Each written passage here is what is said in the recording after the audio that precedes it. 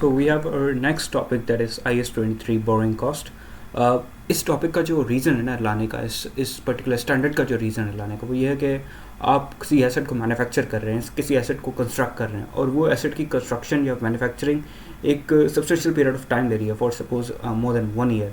तो इस particular case पे क्योंकि एसेट की मैन्युफैक्चरिंग को सब्सटेंशियल पीरियड ऑफ टाइम लग रहा है, तो उसकी जो फाइनेंसिंग है वो अपनी फाइनेंसिंग हो सकता है लोन से की हुई हो. अब अपनी फाइनेंसिंग लोन से की हुई है, उस लोन पे कोई ना कोई इंटरेस्ट होगा, कोई ना कोई कॉस्ट होगी. तो कौन से वो कंडीशंस हैं जो कि अगर आप फुलफ़िल करें तो फिर आप उस पर्टिकुलर केस में इंटरेस्ट एक्सपेंस को कैपिटलाइज कर सकते हैं. तो कुछ कंडीशंस हैं, कुछ गाइडलाइंस हैं, वो आपको फॉलो करनी पड़ेंगी. Considering that fact you can capitalise that interest expense in your balance sheet, और रादर देन आप उसको एक्सपेंस आउट करें इंटरेस्ट एक्सपेंस को in statement of comprehensive income. So we have first the definition of two things. One is the borrowing cost and the other is the qualifying asset. Borrowing cost क्या है? Borrowing costs are interest and other costs incurred by an entity in connection with the borrowing of the funds. आपने funds borrow किए, तो funds borrow करने के connection में जो interest था और जो other cost थी entity ने जो bear की, तो उस particular case में these costs are known as the borrowing cost. They may include interest expense calculated using effective interest method as in IFRS 9. IFRS 9 में जब आप लोन लेते हैं, जो आप फाइनेंशियल लाइबिलिटी रिकॉर्ड करते हो, तो फाइनेंशियल लाइबिलिटी में आप अमोटाइज कॉस्ट पे फाइनेंशियल लाइबिलिटी को आप रिकॉर्ड करते हो, तो इफेक्टिव इंटरेस्ट रेट मेथड के थ्रू आपको इंटरेस्ट एक्सपेंस रिकॉर्ड करना पड़ता है अपनी बुक्स में, इफेक्टिव इंटरेस्ट एक्सपेंस जिसे हम कहते हैं. तो फिर उस पर्टिकुलर केस में दैट इफेक्टिव इंटरेस्ट एक्सपेंस के तहत जो आपने इंटरेस्ट एक्सपेंस रिकॉर्ड किया, that is known as the borrowing cost. Lease liability के केस में जो आपने इंटरेस्ट एक्सपेंस रिकॉर्ड किया बुक्स में, that is borrowing cost. Exchange difference जो अराइज हो रहे हैं एफसी बार अगर आपने बोरिंग की, उस पर जो एक्सचेंज डिफरेंस है, तो that cost is known as that exchange difference is also been classified as the borrowing cost. तो हमारे पास क्वालिफाइंग एसेट की भी एक पर्टिकुलर डेफिनेशन है. देखें, आप एक एसेट को आप मैन्युफैक्चर कर रहे हैं, एक एसेट को मैन्युफैक्चर कर रहे हैं, तो वो एक सब्सटेंशियल पीरियड ऑफ टाइम ले रहा है to be prepared to get ready for its intended use और सेल. तो एक qualifying asset is an asset that necessarily takes a substantial period of time to get ready for its intended use और sale. तो ये एक asset आपका substantial period of time ले रहा है. अच्छा, IFRS में ना एक गाइडेंस दी गई है. सब्सटेंशियल पीरियड ऑफ टाइम का मतलब क्या है? सब्सटेंशियल पीरियड ऑफ टाइम का मतलब है that if an asset takes more than 1 year, then that means that asset is taking a substantial period of time to get completed. तो इसके जो एग्जांपल्स हैं ना, वो एग्जांपल्स हैं फॉर सपोज इन्वेंट्रीज. अच्छा, इन्वेंट्री ज़रूरी नहीं सब्सटेंशियल पीरियड ऑफ टाइम ले कंप्लीट करने के लिए. तो वो इन्वेंट्री जो कि शॉर्टर पीरियड ऑफ टाइम में प्रोड्यूस नहीं होती, तो वो इन्वेंट्री फिर क्वालिफाइंग एसेट की कैटेगरी में फॉल कर जाती है. Manufacturing plants, power generation facilities, intangible assets, investment properties, bearing plants, ये वो एसेट्स हैं जो कि अगर सब्सटेंशियल पीरियड ऑफ टाइम लेते हैं तो ये क्वालिफाइंग एसेट का क्राइटेरिया मीट करेंगे. तो हमारे पास इसकी रिकॉग्निशन क्या है? Borrowing cost that are directly attributable to the acquisition, construction और production of a qualifying asset are required to be capitalise as part of the cost of asset. तो जो बोरिंग कॉस्ट आपकी डायरेक्टली एट्रीब्यूटेबल है ना regarding the acquisition, construction और production of a qualifying asset, तो वो capitalise होंगी as the cost of the asset. क्योंकि ये जो कॉस्ट थी ना, ये उस एसेट को मैन्युफैक्चर करने में लगी थी, जो इस एसेट को मैन्युफैक्चर करने में सब्सटेंशियल पीरियड ऑफ टाइम लग रहा था. और वो एसेट हमारा क्या था? वो एसेट एक्चुअली में हमारा क्वालिफाइंग एसेट था, क्योंकि इस एसेट को मैन्युफैक्चर करने में सब्सटेंशियल पीरियड ऑफ टाइम लग रहा था.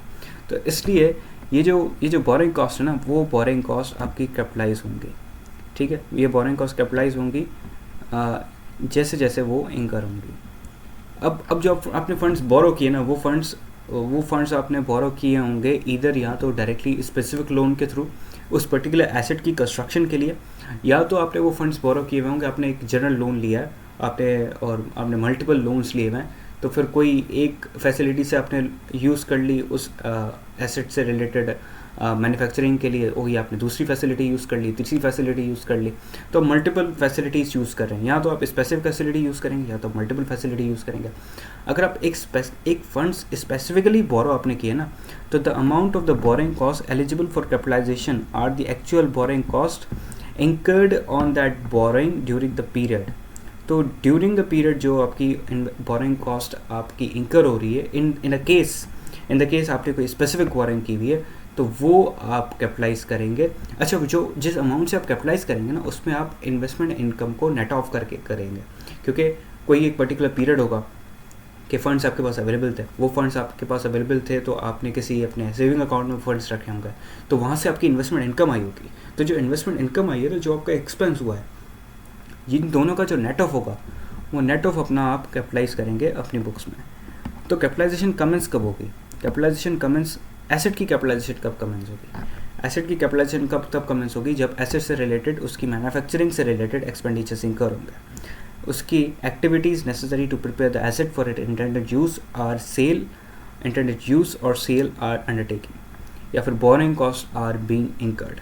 तो फिर इन पर्टिकुलर केसेस में ना आपको क्या नज़र आ रहा है, इसको आप भूल भी जाए ना, और आप इसको आप ऐसे याद करें ना कि एसेट की यार कंस्ट्रक्शन या मैन्युफैक्चरिंग जो है ना वो स्टार्ट हो रही है, एसेट से रिलेटेड उसकी मैन्युफैक्चरिंग से रिलेटेड जो एक्टिविटीज़ है ना वो इंकर हो रही है।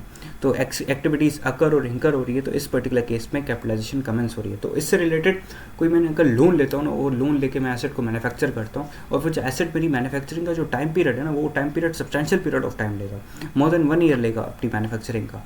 तो इस पर्टिकुलर केस में जैसे मैं एक्टिविटीज़ स्टार्ट करूँगा उसकी मैन्युफैक्चरिंग से रिलेटेड, तो मेरी कैपिटलाइजेशन कमेंस हो जाएगी, और मैं अगर कोई भी इंटरेस्ट एक्सपेंस करता हूँ बोरिंग से रिलेटेड, तो वो एक मेरा कैपिटलाइज होगा ड्यूरिंग दैट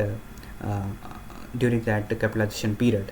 तो कैपिटलाइजेशन आपकी सस्पेंड कब हो सकती है? कैपिटलाइजेशन सस्पेंड उन पीरियड्स में होगी जहाँ पे आपकी एक्टिव डेवलपमेंट इंटरप्ट होगी। फॉर सपोज आपका एसेट मैन्युफैक्चर हो रहा था, तो फिर आपकी लेबर यूनियन ने स्ट्राइक कर दी, लेबर यूनियन की स्ट्राइक की वजह से आपकी एसेट की मैन्युफैक्चरिंग रुक गई, तो आपकी कैपिटलाइजेशन सस्पेंड हो गई है। तो कैपिटलाइजेशन अब आप नहीं कर सकते, और आपने अगर बोरिंग की हुई है तो उस पर्टिकुलर पीरियड की जो आपकी इंटरेस्ट एक्सपेंस थी वो भी आप कैपिटलाइज नहीं कर सकते। तो कैपिटलाइजेशन आपकी सीज कब होगी? कैपिटलाइजेशन सीज आपकी तब होगी जब all the activities necessary to prepare the qualifying asset for its intended use और सेल आर कंप्लीट। वो सारी एक्टिविटीज़ अगर आपकी कंप्लीट हो जाती है ना, एक एसेट को जैसे आप इंटेंशनली यूज़ करना चाहते या फिर एसेट को सेल करना चाहते थे in the condition as you are intending to do so, तो उस पर्टिकुलर केस में अगर वो आपने सारी एक्टिविटीज़ कंडक्ट कर ली हैं और वो आपने सब्सटेंशियली सारी एक्टिविटीज़ कंडक्ट कर ली हैं, तो आपकी कैपिटलाइजेशन सीज हो जाएगी। There are two particular requirements regarding the disclosure of the borrowing. One is the amount of the borrowing cost capitalized during the period, and the capitalization rate used. By the meaning of capitalization rate used, we are trying to say कि जो आपने borrowing की, उस borrowing का कोई ना कोई specific एक लोन रेट होगा, जो कि बैंकर का लोन रेट होगा। तो फिर जो आपका लोन का रेट है ना, वो आपको अपनी फाइनेंशियल स्टेटमेंट में डिस्क्लोज करना है, that is the capitalisation rate. So this is how we conclude our IAS 23 borrowing cost, and this was one of the easier standards so far, and would meet with all of you in the next classes.